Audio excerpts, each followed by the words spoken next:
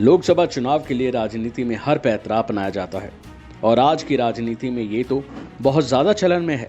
मध्य प्रदेश की इंदौर सीट चर्चा में बनी हुई है क्योंकि यहां कांग्रेस उम्मीदवार अक्षय कांति बम ने अपना नामांकन वापस जो ले लिया है, जिसके बाद से प्रदेश की राजनीति में एक भूचाल आ गया है।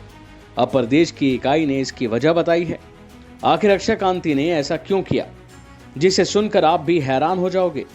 कांग्रेस के खुलासे पर आप जरूर सोच में पड़ जाओगे कि भला ये किस तरह की राजनीति चल रही है। कांग्रेस का आरोप है कि उन्होंने अपना नामांकन वापस नहीं लिया, बल्कि कांग्रेस से नाता तोड़कर बीजेपी में वो शामिल हुए हैं। बीजेपी ने नामांकन वापस लेने के लिए अक्षय बम को धमकाया था। मध्य प्रदेश कांग्रेस के अध्यक्ष जीतू पटवारी का आरोप है कि बीजेपी ने नामांकन वापस लेने के लिए अक्षय बम को रात भर धमकाया, उसे प्रताड़ित किया था। इसके बाद अक्षय बम ने अपना नामांकन वापस लिया।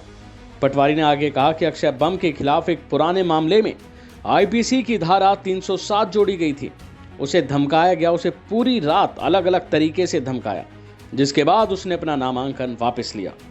खबर है कि स्थानीय कोर्ट के निर्देश पर अक्षय बम के खिलाफ 17 साल पुराने मामले में एक धारा जोड़ी गई थी।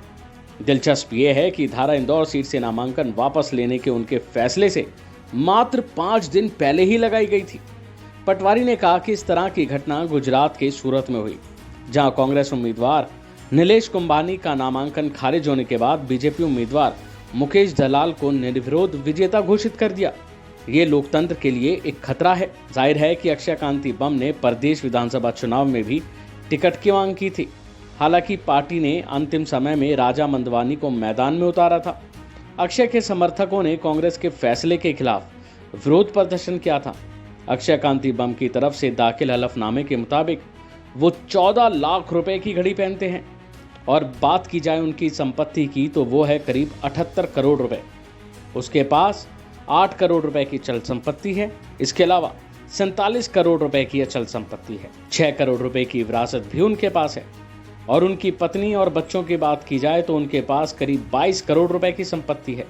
बता दें कि अब अक्षय कांति के नामांकन वापस लेने से बीजेपी उम्मीदवार शंकर ललवानी की इंदौर सीट से जीत तय मानी जा रही है, क्योंकि जो हाल गुजरात के सूरत में देखा गया वही हाल मध्य प्रदेश के इंदौर में भी हुआ है। पर अब इस पे राजनीति गरमाई हुई है।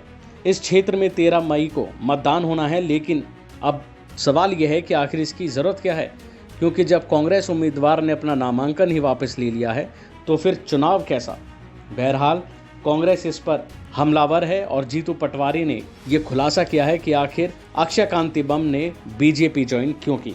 देखना होगा अब इस मामले में आगे और कौन कौन सी बड़ी खबरें सामने आती हैं। अभी के लिए फिलहाल इतना ही। खबरों में बने रहने के लिए देखते रहिए वन इंडिया हिंदी।